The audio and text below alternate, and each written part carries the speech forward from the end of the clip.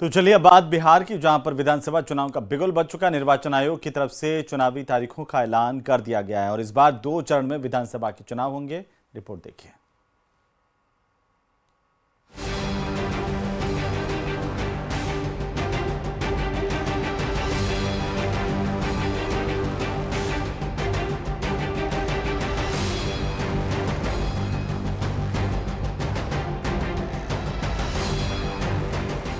बिहार के चुनाव 2 फेजेस में होंगे।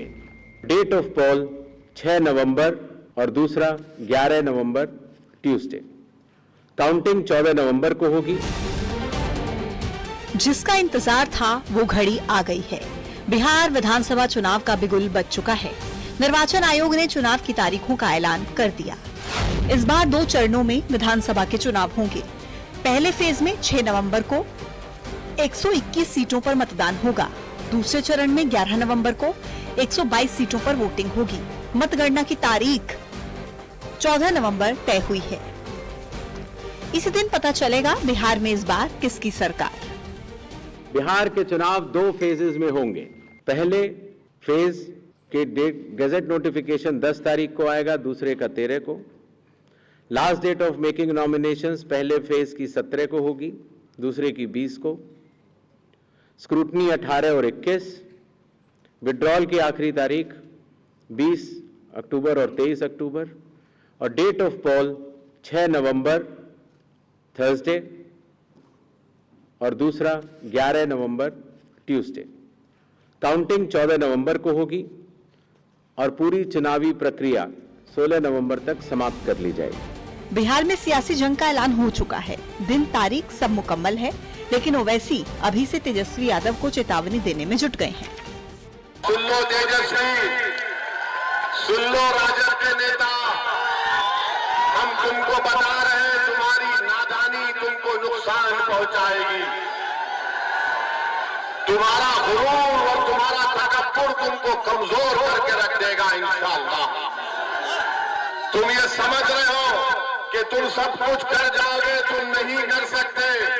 तुमको अगर बिहार में बीजेपी को रोकना है और बिहार में दोबारा मोदी और नीतीश कुमार की सरकार को अगर रोकना है तो तुमको ओवैसी अब्दुल ईमान का हाथ पकड़ना पड़ेगा। ऊपर से विपक्षी गठबंधन में संकट ये है कि न तो सीएम उम्मीदवार पर मुहर लगी है, न सीट शेयरिंग फाइनल है।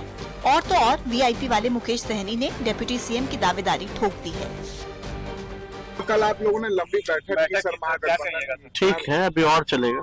अभी ये तय नहीं है। अभी तो कोऑर्डिनेशन कमेटी भी ये तय होगा कि कौन पार्टी, क्योंकि हमारे गठबंधन में कई पार्टियां हैं तो सबों को हमको लेके चलना है। अभी तय नहीं है, लेकिन सबसे बड़ी पार्टी तो आरजेडी होगी। बिहार के में जो है वो एक बार फिर से कुंठित कटुता के कबाड़ खाने में कैद इस खानदानी खिलाड़ियों की खटिया खड़ी और बिस्तरा गोल होगा। दूसरी तरफ एनडीए खेमे ने 160 सीटें जीतने का टारगेट सेट कर दिया है और सीट शेयरिंग पर भी ऑल इज वेल वाला संदेश दिया जा रहा है। और बहुत जल्दी ही सीटों का बंटवारा हो जाएगा। ऑल इज वेल है सर। All is well. नहीं, हमारे और बीजेपी के बीच में तो कोई तकरार है नहीं। हमारा तो 20 साल से लोकसभा और विधानसभा की सीटें मोरलेस तय होती हैं। इस बीच बिहार का चुनावी ऐलान होते ही बुर्का पॉलिटिक्स भी शुरू हो गई है, क्योंकि मुख्य चुनाव आयुक्त ज्ञानेश कुमार ने साफ कर दिया कि मतदान के दौरान शक होने पर बुर्का नशी महिलाओं को पहचान के बाद ही उन्हें वोट डालने की इजाजत दी जाएगी। ज्ञानेश कुमार ने कहा कि बिहार में चुनाव मानकों का कड़ाई से पालन किया जाएगा। 2020 के चुनावी नतीजों की बात करें तो 2020 में एनडीए को 125 सीट जबकि महागठबंधन को 110 सीटों पर जीत मिली थी। अब सबकी नजर 14 नवंबर पर टिक गई है, जब चुनाव के नतीजे आएंगे और पता चलेगा कि इस बार बिहार में किसकी सरकार बनेगी। नीतीश कुमार के नेतृत्व में एनडीए की वापसी होती है या फिर 20 साल के बाद बिहार बड़े बदलाव का गवाह बनता है। Bureau report, news 18। तो राजधानी जयपुर से बड़ी खबर, जहां पर राजधानी में बारिश का दौर देखने को मिल रहा है। इसके बाद जगह जगह जाम के हालात पैदा हो गए जयपुर में। जयपुर की 22 गोदाम सर्कल से हमारे संवाददाता की एक खास रिपोर्ट आप देखिए।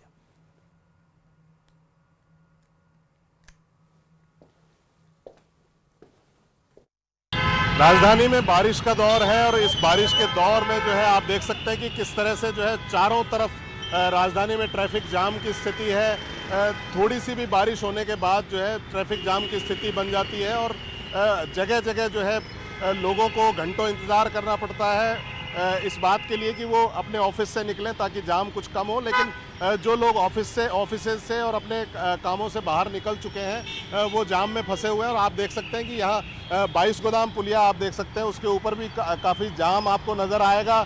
इसके अलावा जो है ये भवानी सिंह रोड जो है, भवानी सिंह रोड पे खड़ा हूँ मैं और आप देख सकते हैं कि दूर तक जहाँ तक कैमरे की नज़र जाएगी वहाँ तक आप देख सकते हैं कि किस तरह से जो है जाम की स्थिति बनी हुई है। तो जो सहकार मार्ग है, टोंक रोड है, जेलन मार्ग है और इसके अलावा हाई कोर्ट है और इसके आसपास का जो एरिया है, सी स्कीम है, सिविल लाइंस है, सभी जगह जो है जाम की स्थिति है।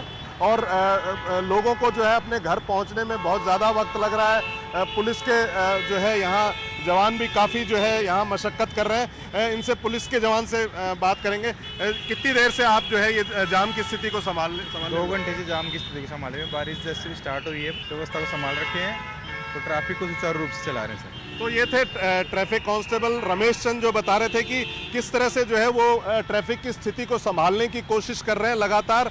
और जो है अभी ये देखना होगा कि कितनी देर बाद जो है ये ट्रैफिक जो है सामान्य हो पाता है, क्योंकि अभी पिछले 2 घंटे से, जैसा कि उन्होंने बताया, 2 घंटे से जो है यही स्थिति लगातार चल रही है और अभी भी लगभग 2 घंटे और ये स्थिति रहने वाली है।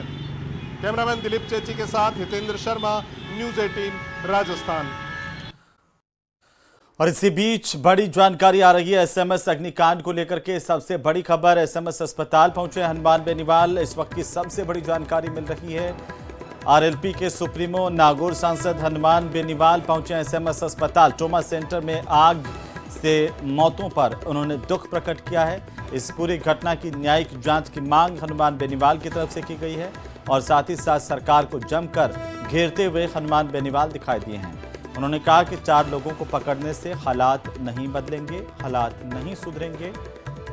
ये बड़ी खबर इस वक्त की राजधानी जयपुर से, इस वक्त की सबसे बड़ी खबर। आरएलपी के सुप्रीमो नागौर सांसद हनुमान बेनीवाल एसएमएस अस्पताल पहुंचे हैं और उनके साथ काफ़ी संख्या में कार्यकर्ता आरएलपी के, वो भी नारेबाजी करते हुए पहुंचे। हनुमान बेनीवाल ने राज्य सरकार पर बड़ा आरोप लगाया है, घटना की न्यायिक जांच की मांग की है। उन्होंने कहा है कि 4 लोगों पर कार्रवाई करने से, उनको पकड़ने से हालात नहीं सुधरेंगे। क्या कुछ कहा हनुमान बेनीवाल ने एसएमएस अस्पताल में, आप भी सुनिए।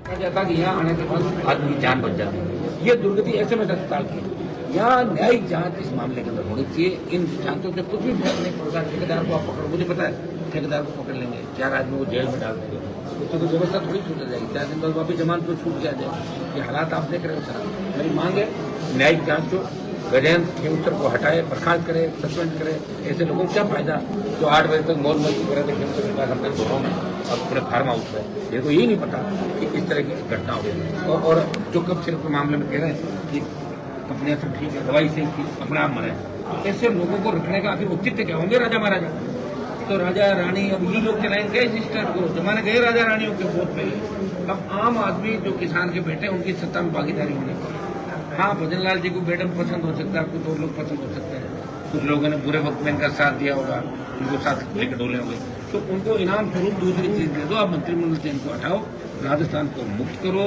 और एसएमएस अस्पताल के अंदर जो हादसा हुआ, जिस तरह लोग बेड वार्ड बन गया था सड़क के ऊपर, ये पूरा देश देख रहा है कि राजस्थान के अंदर पोपाबाई का राज है। पोपाबाई के राज के भजन लाल और भारतीय जनता पार्टी की पूरी सरकार है। तो चलिए अब बात बिहार की